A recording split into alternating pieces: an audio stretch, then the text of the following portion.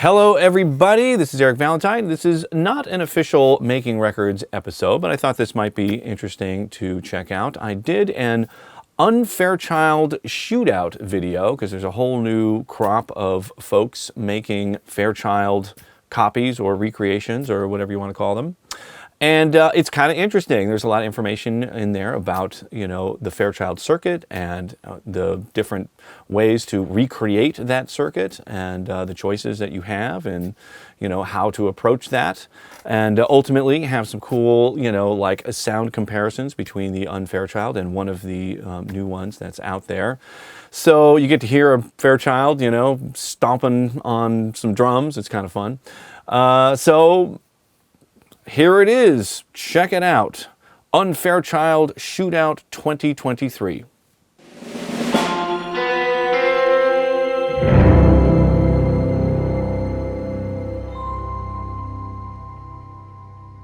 Hello everybody, my name is Eric Valentine from Undertone Audio. Today I am here to talk about Fairchilds. Unfair ones, heritage ones, stam ones, and even one now that is just going to be called Fairchild again.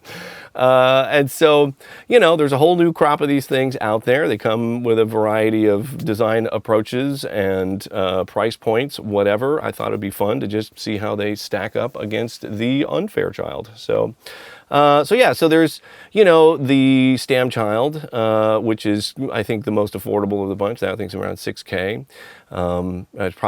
There's some cost savings on the approach that they took with the sidechain circuitry there. It's a predominantly solid state as opposed to using tubes there. There's the Heritage one that seems like a somewhat similar approach to what we took. And that one's like in the 10K range. And then this one that's trying to be super purist about it, and they're actually calling it a Fairchild, that's in the like $35,000 range. That's kind of a different, stratosphere of cost with that one. But they all made their own choices about how they wanted to approach these things. But the one thing that appears to be common with all three of these, so I'm going to start here, is that they all appear to be using the 6BA6 tubes. The original Fairchild used a tube called the 6386. It's a dual triode, and the 6BA6 is a pentode that can be used as a single triode, and that's what they're doing. So it means that you have to use two 6BA6s for every one 6386. So with a 670 type device where it's a stereo channel, you have four 6386s for each channel. So now you have 8 6BA6s for each channel. So a total of 16 tubes for the stereo unit. It's a lot of tubes. And so the one thing that is totally unavoidable with that is that it doubles the amount of current that you need for the heater for those tubes in the circuit. And that just means, consequently, considerably more heat. I can't say it's exactly double. Well, it doubles the heat that's coming from the Varimu tubes in there. And it's drawing a lot more current and putting out a lot more heat. Each tube has like a dissipation, like a wattage dissipation rating, which essentially is basically how much heat is coming off the tube. And so that just doubles. So they're definitely going to be a lot hotter, that's for sure. The other thing is that the matching is a totally different situation because a dual triode has two triodes inside the same glass case that were manufactured in the same process and presumably are going to inherently match to a certain degree. There is still a little bit of variability there, but because they were manufactured in the same process and encased in the same thing, they should be close, close enough to do what it needs to do.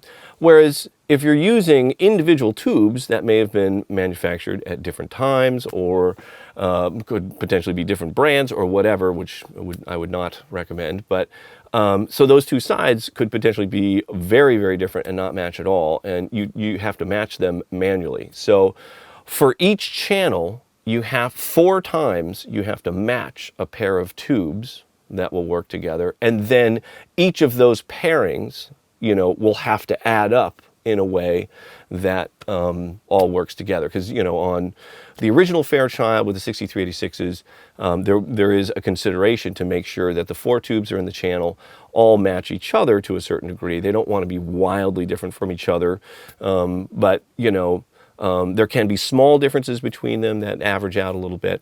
And so the whole matching process is, I would say, definitely more complicated with the 6BA6s. Stam himself from Stam Audio, I was reading a forum that he was on, and he says, things like matching 18 tubes takes time. I bet it does. That takes a lot of work. He says that we have several tube testers and large amounts of tubes. And then matching tubes is done with tube testers, a little pain, but critical for correct operation on this unit. So it really is important, I think, particularly in that context, because the tubes could be, quite different when you're grabbing totally different individual tubes for 2 sides of a dual triode in this circuit. So that's certainly a consideration. It's a big part of the process. And it sounds like he has to access a large quantity of tubes to get a bunch of pairings that actually work, which is kind of like the next part of this issue with the tubes is that 6BA6 tubes are not made anymore. They don't make these tubes right now.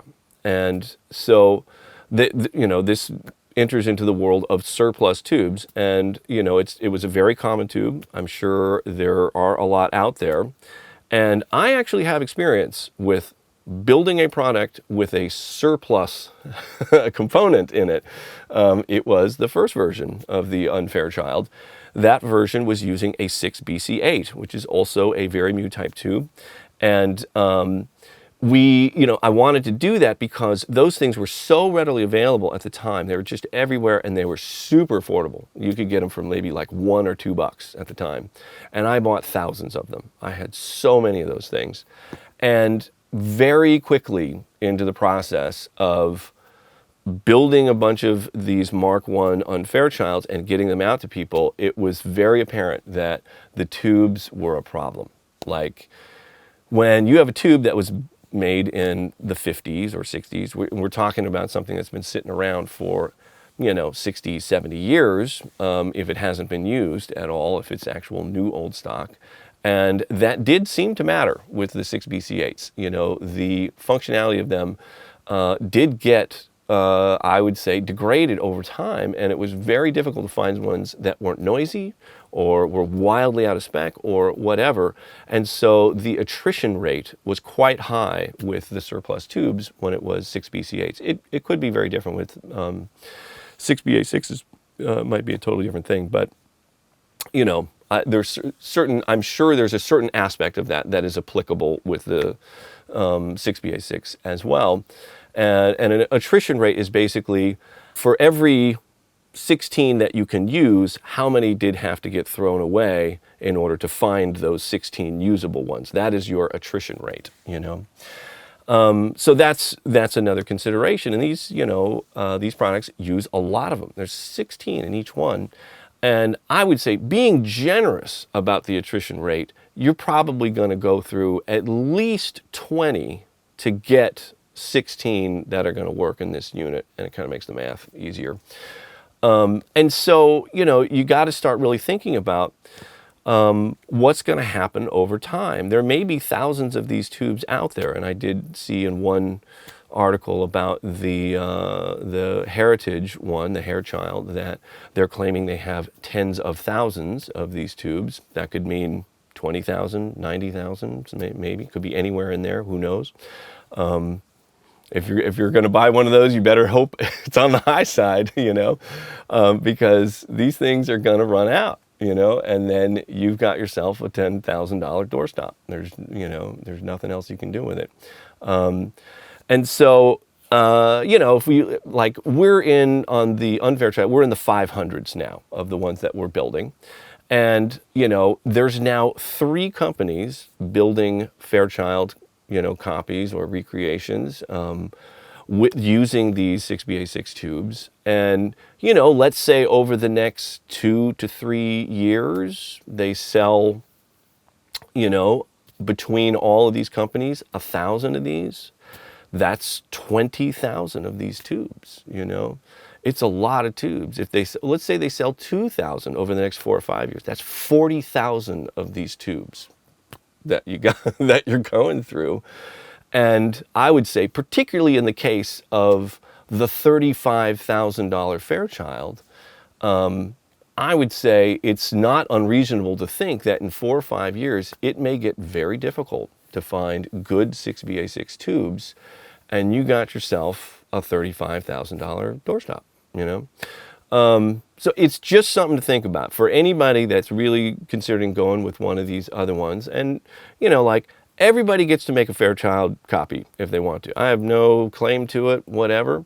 You know, I'm here talking about the whole thing. Obviously, I'm advocating for the UnFairchild, the one that we make. I have a bias here. I'm going to be totally open about that. But I'm going to try and discuss the things that are more objective about it. There may be subjective things about the sound of one versus the other, or being hand-wired or not, or whatever, and that's fine. You know, like that, people can argue about what might be better or not or whatever with those things. But there's some things here that I don't think are really arguable. They're just, you know, the reality of the choices that are being made. So, so it's really something worth considering if you're really looking into one of these ones that's going to use the 6BA6 tubes, because you really may find yourself in a position where it'll be, you know, very difficult or impossible to keep that thing working. So just want to throw that out there. So then in this round of seeing how these stack up against each other, I was only able to get a Fairchild. You know, the new Fairchild is not available yet, and the Stamchild are sort of limited availability. So I have a Fairchild, but the issues with the tubes really apply to all of them. They're all taking the same approach in that respect. And a lot of these other issues that I'm going to address that are just simple choices that are being made about the design approach, the feature set and the design approach, really applies to all three of these as well. So, you know, the Fairchild can be sort of a good representative of this stuff. And there was an interesting thing with the Fairchild that I wanted to also mention. You might remember this, or may have seen this particular social media post that I had to do back in June. Here it is. Hello, this is Eric Valentine from Undertone Audio. I want to take a second and address a rumor that we became aware of last week. It seems some people are under the impression that we are either unable to or choosing not to make UnFairchilds anymore. I don't know where this came from. Maybe it's a simple misunderstanding. Maybe it's some slightly unscrupulous competitive tactics. But here's what I do know. We are definitely still making UnFairchilds. That is for sure. So, somehow, right around the time that the Fairchild came out, a rumor got started that we weren't making UnFairchilds anymore.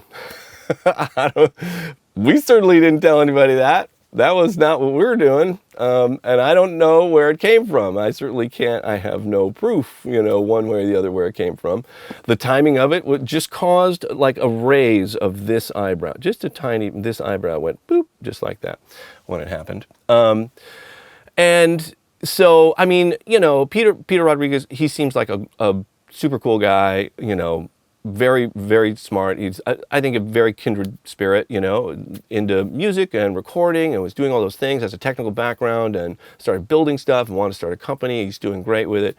You know, like, I have all the respect in the world for him. He seems great. But this rumor and some of the other stuff that was going on with the marketing of the Fairchild was a little bit, it was some very aggressive marketing that was going on. And this could explain where the rumor came from. It's one of the possibilities. Again, I have no proof of what did or how this came about. But this is what happened. When all this came out, there was the rumor, and then Tim Davis, who is our sort of general manager at Undertone, you know, he sent me an email with this thing about a spiff, and I'm like, what's a spiff? What is that? I don't know what a spiff is. And it turns out a spiff is essentially a kickback for the sales staff who are out selling pro audio products to people.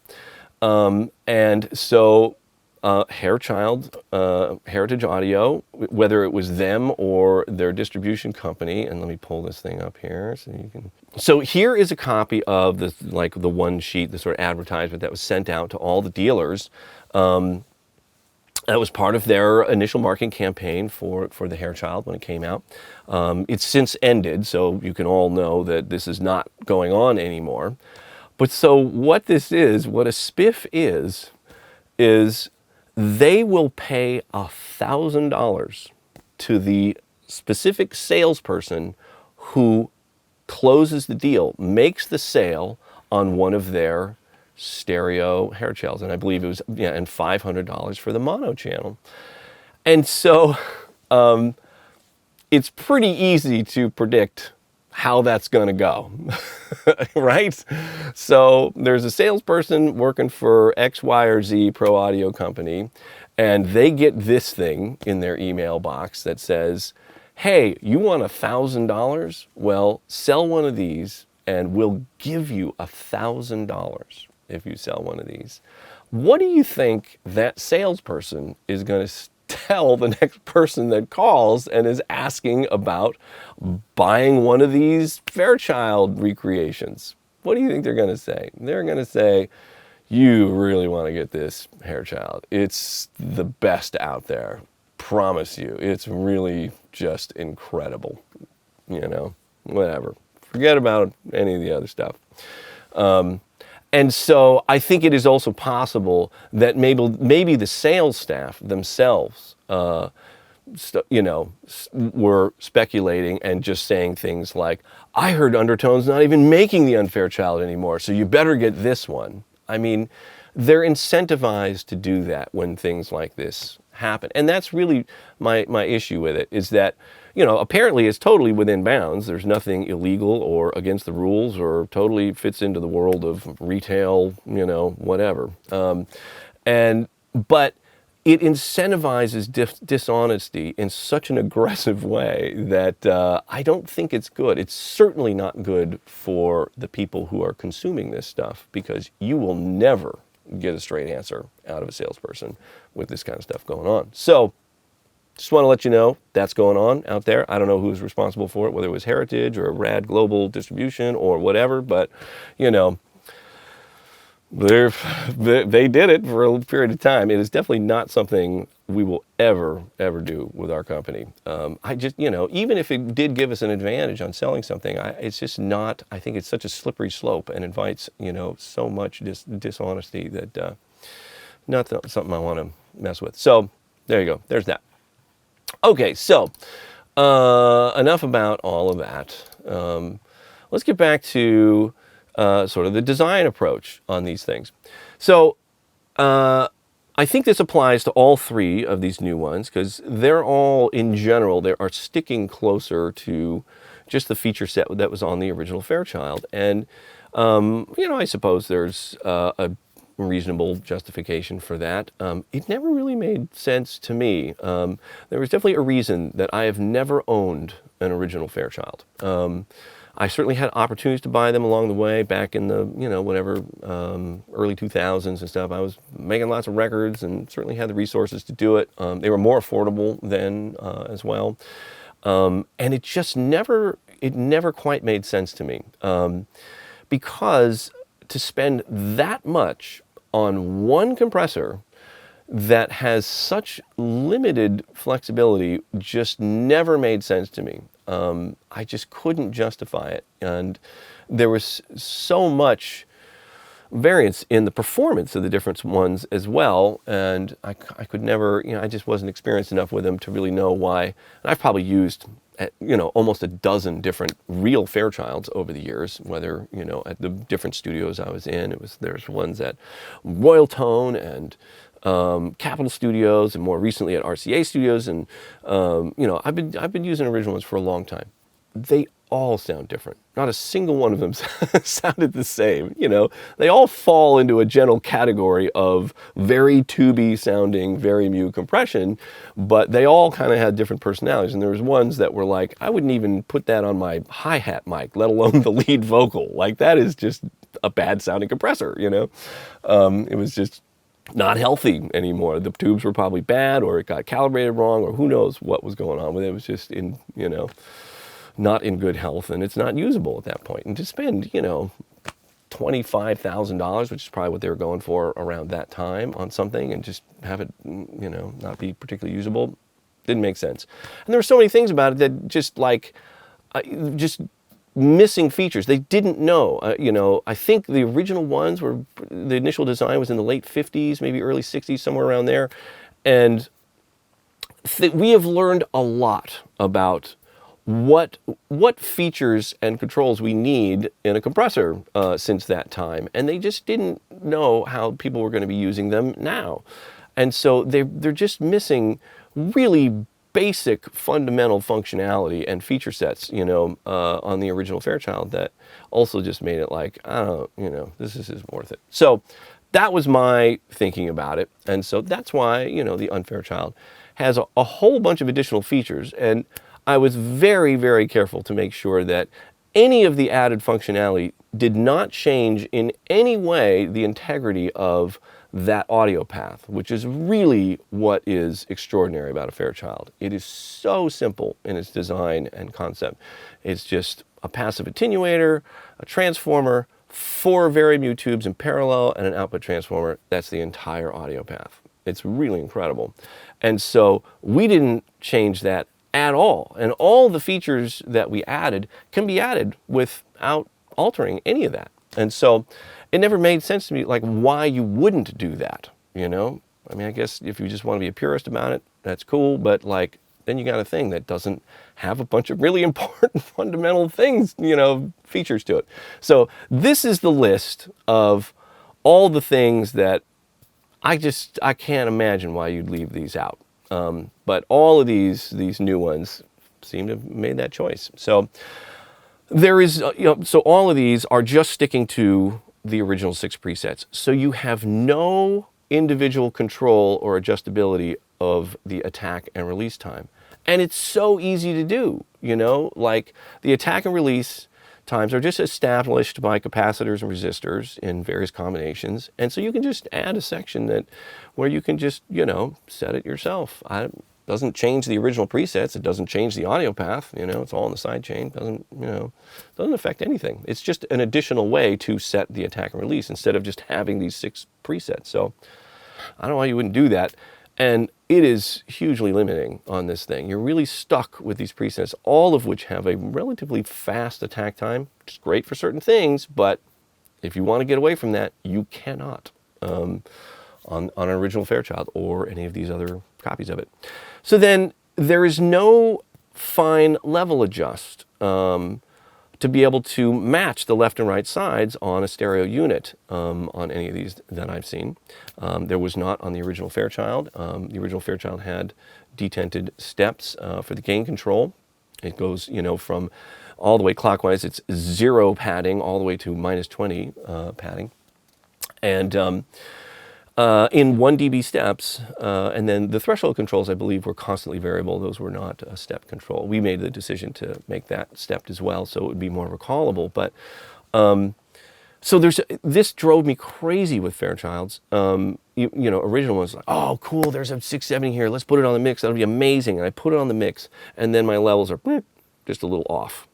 And there was no way to fix it. I can go a dB this way or dB that way on each channel, but like I was always going to be at least a half dB off, you know, between the 2 channels. You know, maybe better if I was lucky, but it drove me nuts. And so there's times where I'd go through the Fairchild because I like the sound of it, and then have to run it through an additional pair of faders on the console that weren't assigned to anything else, just patch straight to the fader and then direct out, just to fix the imbalance in the left and right side, you know. I didn't want my mix to sound like this, you know. So none of them have that. Easy thing to add. We were able to, you know, add it in a place in the circuit where it was not adding any additional circuitry to it. So none of them, the original and none of these other ones, don't have a bypass. No bypass. No way to go, let's hear it with it and without. Without. Can't do that. I just don't understand why you wouldn't put that in there. Like, obviously, that's not going to change the sound of the unit, like it's just a switch, I don't know. Didn't make any sense to me. So then the other thing they don't have is there's no way to meter the output level. So the original Fairchild only metered gain reduction, and then there was a mode for balancing the tubes. So they all decided to stick with that. It's kind of nice to be able to see the level coming out of the thing and see what's going on there. It can be really helpful if you're troubleshooting, and when you're just finding your adjustment, because it is kind of a tricky balance between the amount of threshold and the amount of gain that you're putting back in order to end up in the same place. And it's nice to be able to actually see the level right in front of you while you're doing that. Because you can have it set at unity gain, you start adding compression, there is no auto gain makeup. And so then your whole signal ends up lower. And so it's always a combination of increasing the input gain and adding threshold. So you end up, kind of in the same range of level that you started with the signal that's going into it. And so to not have a meter just conveniently there, I don't know. This seems like an oversight to me. None of them decided to do that. Okay, so none of these none of them appear to have a sidechain insert. Again, super easy to add, just a switch and a couple extra connectors. And it offers a whole new world of cool stuff that you can do. Obviously, you can EQ the sidechain, very popular to do. And you can do the thing where you remove some low end, so it's not like pulling on the low end as much, over compressing the kick or something like that in a mix. So you can do that thing. You can also use it to have more of like a de-esser function. You can do all kinds of cool stuff to just adjust the sensitivity of the compression throughout the frequency spectrum. And so none of them decided to do sidechain. And then the other thing that we discovered that was really cool when you add a sidechain insert is that you can set up the compressor to do feed-forward compression. Because the original Fairchild design is feedback. It's a beautiful approach. It's really kind of a safety net for the compressor to make sure it never really freaks out. But the feed-forward version is also really cool. Like if you want to hear the most aggressive Fairchild compression you've ever heard in your life, the feed-forward mode is incredible for that. And if you have a sidechain insert, super easy. You just split the incoming signal and put one of the splits directly to the sidechain return. Switch on the sidechain insert, you're feed forward. Good to go. So they can't do that. So then there's a couple just like calibration issues. We included a lot of user calibration on the UnFairchild. I'm a tweaky guy. I like to be able to tweak with stuff. So I want to design that in there for myself and for any other people out there that want to get tweaky with it. And so, we calibrate everything before it's all sent off. You can just leave it the way it is and should work great for you. But if you want to really dig deeper into the functionality of it and be able to explore the range of sounds that a Fairchild is really capable of, or a Fairchild circuit is really capable of, there's some really cool calibrations in there that you can do on the UnFairchild that don't appear to be available on any of these other new options. We have this thing where the gain trim, the way to do that without adding anything to the circuit was to adjust the bias current. And so it gives you a range of adjustment. You can fine tune the gain with about a 4 dB range, and we use a 10-turn pot. So you have really fine control of it. You can match the two sides very precisely. But when you adjust the bias current, it also changes the character of the compression. And so it's a pretty cool difference. You can make this thing sound kind of more forward and present, or kind of a little softer and more gushy sounding. And I've heard Fairchilds that sound, all over that range of sort of character. And it was the bias current was established by a fixed resistor, and there were different opinions from techs about really what the best value was there. And so that was one of the differences that I was hearing in all the different Fairchilds out there. Is other people were adjusting the bias current for different results with the the feel of the compression. So you can adjust it yourself on the UnFairchild. That is certainly not available on these other ones. You can adjust the gain and bounce in the sidechain circuit, and so if you want to have more aggressive, you really be able to pound something, you can increase the gain in the sidechain circuit, and it's also really helpful for being able to match the two sides. All vacuum tubes inherently have a fairly wide tolerance. They're not going to match up exactly, and being able to calibrate those things just makes it much easier. It's much more forgiving of the tubes that you put in. You can just throw some tubes in there, and most of the time you'll be able to calibrate them into a place where everything is lining up cool between the two channels. So I was happy to have that in there. And then also even something as basic as being able to establish what 0VU on the UnFairchild is. We have a calibration for that. So in theory it's supposed to be whatever it is, 1.228 volts or something. But different studios have a standard that will fluctuate a couple tenths of a dB one way or the other, and so you can match the UnFairchild. So when it says 0 on that, it will match whatever 0 you've established for the rest of your studio, if you're that tweaky about your studio like I am. So there's a lot of that kind of stuff available, and it really makes the UnFairchild a much more versatile thing. I've always felt like, if you present me with a Fairchild, either an original one or, one of these other copies that are out there, I can fiddle with these calibrations and match it really close to, any one that I've been presented with, mostly with that bias current thing. And with these new ones, they've really committed to a thing, and it does that sound, and that'll be their thing. So there you go. So there you go. That's sort of like the rundown of the things that you don't get with any of these other ones, that I really feel like are just missed opportunities in the design of the feature set on these things. I don't really see any reason for not including those. And so let's get into actually hearing something. I got a Fairchild here.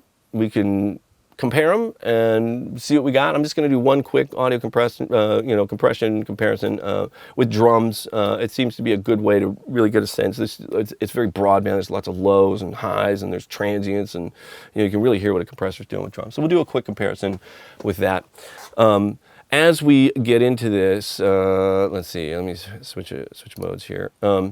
So let's look at first. I thought this was interesting when I was sort of setting all of this up, and I happened to get a glance at this. It was not what I was expecting. So I have this is my setup. So this channel, this is the UnFairchild. This is the Fairchild here. They're on hardware inserts, which I have bypassed right now. And so I'm going to turn on a test tone. Boop. 1K test tone right there. You can see it. I'm going to keep my speakers down so it doesn't get into my microphone. So there's the level of it, boom, right there. And so check out what happens when I put the UnFairchild in the path. And so now this test tone, which is at 0 VU or plus 4 dB, is going to be going to the UnFairchild and then out of the UnFairchild into this meter and then ultimately into this. We get the handy Fab Filter Pro Q3 as our little spectrum analyzer. Look at that! Whole bunch of harmonic overtones in there. Dun, dun, dun. That's what we love about tube circuits, is all of this harmonic color in there. And this is very much what I'm used to seeing with tube circuitry. It is typically, a tapering off as you go up through the harmonic series of distortion overtones. You can see here I've got things calibrated. I can fine tune that to get that exactly right. So here is the gain trim that I was talking about. It is adjusting bias current, and so I can take this and turn it. Oop, there we go. and get it exactly dead on. Very easy to adjust. So then let's look at the Fairchild. So I'll switch this over. So now we're seeing the spectrum for the Fairchild channel. So here's the meter for the Fairchild channel. And so let's turn that on. Okay, so there's a little bit of a level issue here. And so what I have on the Fairchild is their detented steps on this thing. And so I can turn this to the next detent, and now it's a dB high, or if I go back down, now it's half a dB low. And so the only way I could get this thing to actually be somewhere close to zero was to get it to sit in between the detents like that, and hopefully it will stay there. And so you have to kind of like balance it in between the detents to get to the level that you need. And the other thing that was interesting about this is that this control, even though it's marked like the original Fairchild, which had a rotary switch in it, this is not a rotary switch. This is a potentiometer with a detent mechanism added to it. And so this thing has the taper of a potentiometer, and it's really supposed to be, 20 dB of padding in 1 dB steps. And you really can't do that with a potentiometer, and it's immediately obvious as soon as you start turning this thing. And so as I'm turning it lower and lower, all of a sudden it stops really doing anything. And so these last steps barely move any level at all. And as you get into the middle of the travel, it has these huge, like dB and a half steps in there. Yeah, that's almost 2 dB in there, something like that. And so they're really sort of trying to fake that this is a rotary switch when it definitely is not. And so, here, let me see if I can get our setting back here.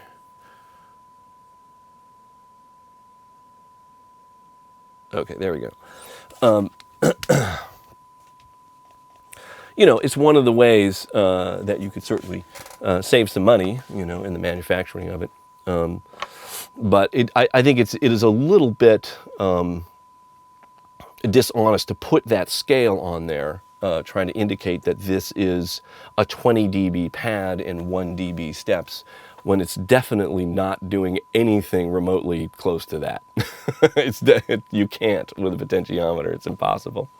Okay, so then here's the harmonic distortion overtone structure for the Fairchild, and this was I did not expect this because the circuit is really, as I've said, extremely simple, and there's if you put those things in that order, they should have they should be relatively similar, but much more of these higher distortion harmonics, which I'm not really sure where those are coming from, but and who knows, it might sound super cool. I personally love me some distortion, but so there's the difference in the harmonic overtone structure between the two. And the other thing that is worth noting is that our hum is sort of like floating around in the noise floor, just the broadband noise down here at like minus 120, and their hum is definitely a little bit higher here. Although the broadband noise in the mid-range certainly is a little bit lower, so they did well on that. So there's just kind of some of the basic technical stuff in there that I just happened to notice along the way. And so in theory, we have both of these coming back unity gain-ish, certainly within a tenth of a dB.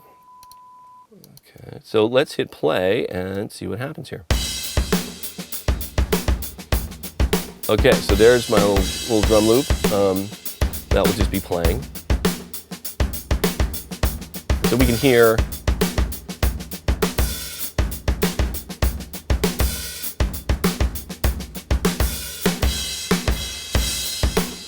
there's not going to be a huge difference there. I think, you know, the frequency response is probably, you know, very, very similar.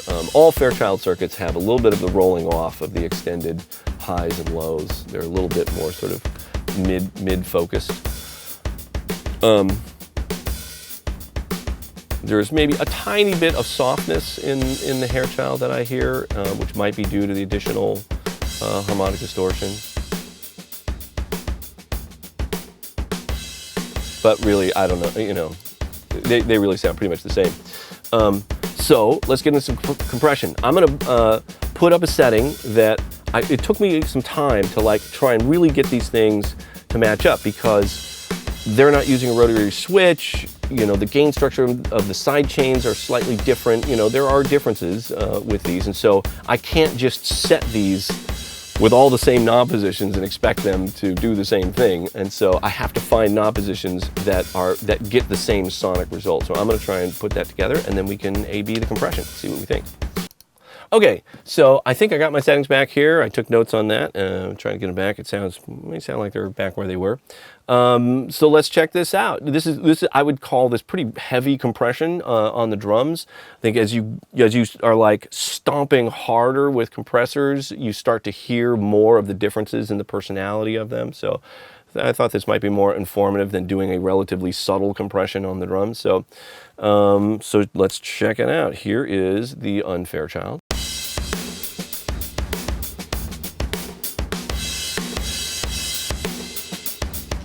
Fairchild.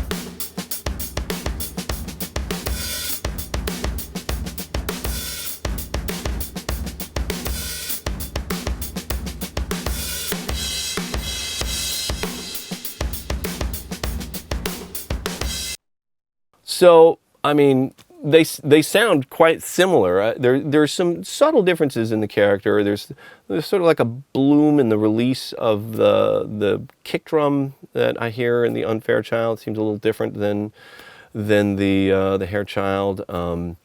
The UnFairchild seems a little more immediate sounding, and the Fairchild is set back a little bit. The Fairchild, you can hear it like holding things, really grabbing onto things, maybe a little bit more so than the UnFairchild, just in the character of how it releases on things. That's, I'm sure, mostly entirely due to the tubes that are being used. I would be surprised if they really performed exactly the same. But like both of these totally fall within the realm of sounding like a Fairchild-esque Very-Mu compressor. Like it's a range of a sound. There is not really a specific thing that is the Fairchild sound.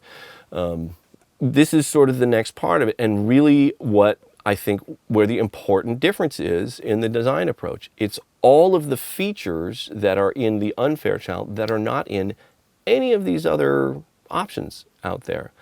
This is what you can't do with the Fairchild. So what I'm going to do is go into one of the variable modes. So this, once you switch here, now these are active. And I can adjust the attack and release time independently on this channel. And so now I can do some of these cool, more modern settings where it's a slower attack time with a pretty fast release, and you get this really cool, like super aggressive drum sound that is actually enhancing the impact of the drums and pulling all of that really explosive energy out of the room. I'm always trying to match the levels as best I can. I'm using the UnFairchild accessory to do that. So I'm going to turn this level down because with the slower attack time, there's just a lot more apparent volume. So really all I'm changing is just the attack and release time in this comparison. So let's check that out. So here is now the UnFairchild with being able to finesse the attack and release time settings. So you can hear all of that impact now from that slower attack time. And there's that's the Fairchild with just preset 2. Cool preset. But it ain't that. And you can't do that unless you have independent control over the attack and release. I'll just ABM for a second.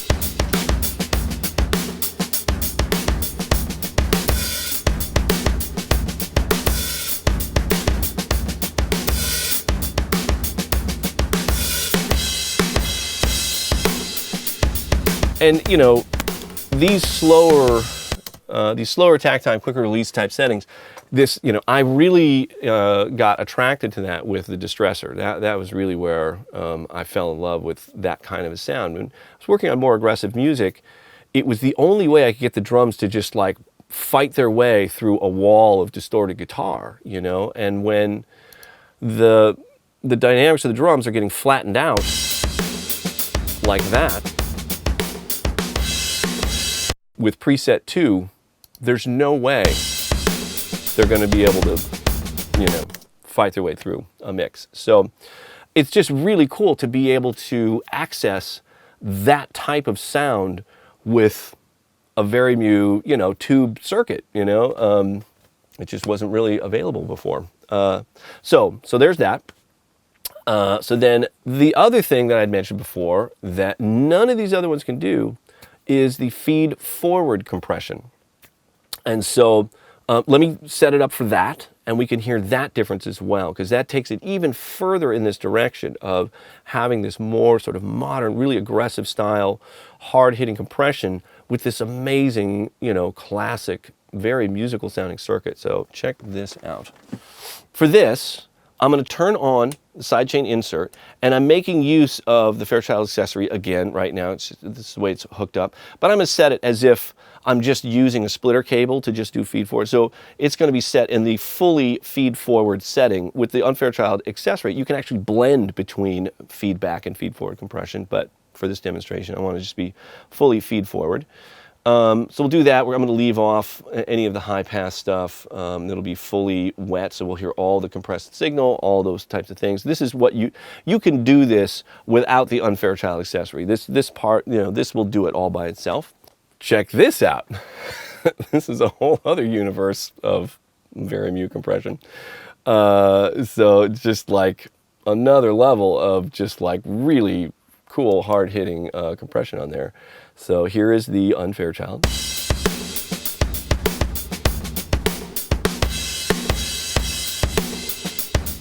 And then that's just preset 2.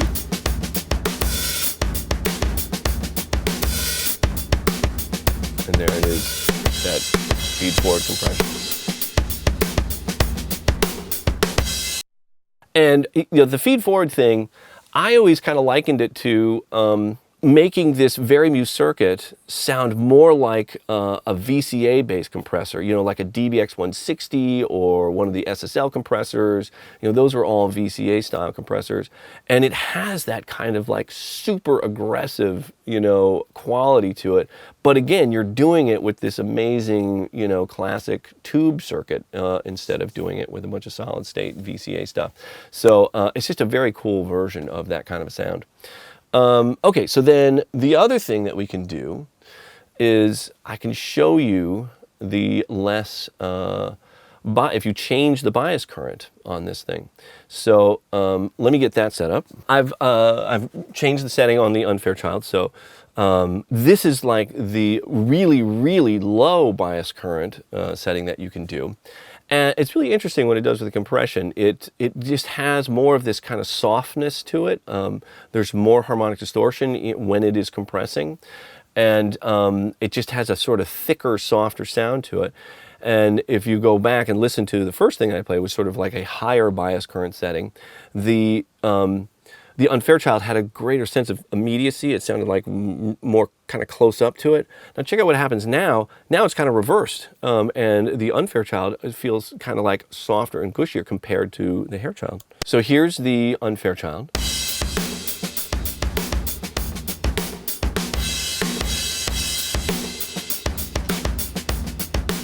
And there's the Hairchild.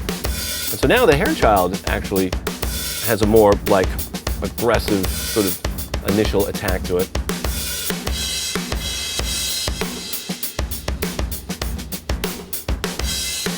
And the UnFairchild feels a little softer. And so you can access this really cool range of textures and character to the compression just by adjusting that gain trim, which is actually in reality is adjusting the bias current of the tubes.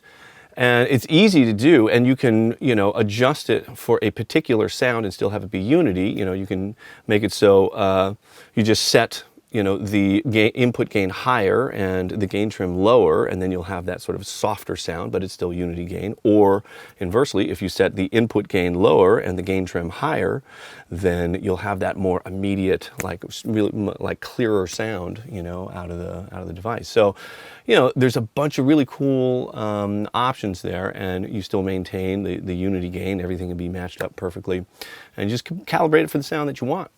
And so there's so many places where all of this, control and flexibility really matters. I only did just this drum example, but like this bias current thing, this softer sound is amazing on vocals. Gives it this really cool, rich, warm, kind of soft sound to vocals, And then you can also, with the first variable mode, the fastest attack setting is actually twice as fast as the attack on the original Fairchild or any of these copies. That can be amazing on vocals when you really need to even things out. It's also really cool on instruments that have a lot of sort of transient, peaky stuff going on. Either like some acoustic instruments or a clean electric guitar. That's another place. It's been really useful for me. It actually functions a little more like a peak limiter. You can use the UnFairchild as more like a peak limiter.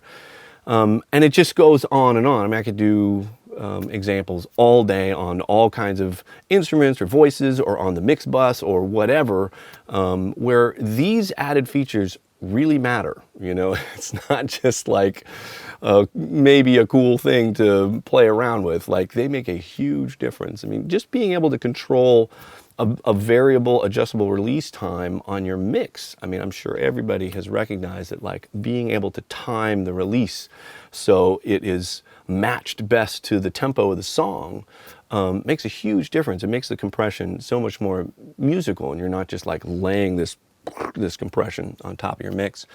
I mean, all this stuff, it really does make a difference. And so, I'm just trying to get all the information out there for everybody, be as objective as I can, about all of this. These are really about the choices that were made, I think these are all really good recreations of a Fairchild. They've all done that part really well.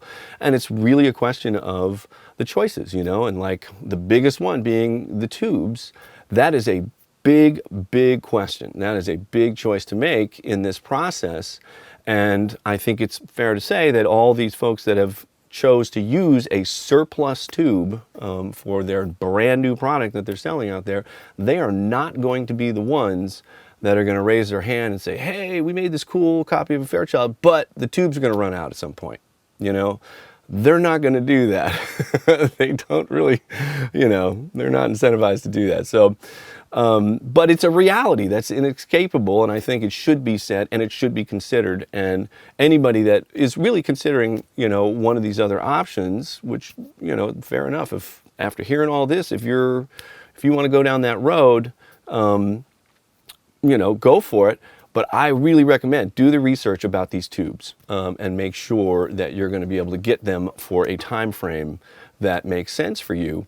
Because we can all argue about how long they'll be available, but what's not arguable is that they will run out at some point. That will happen unless somebody starts making them.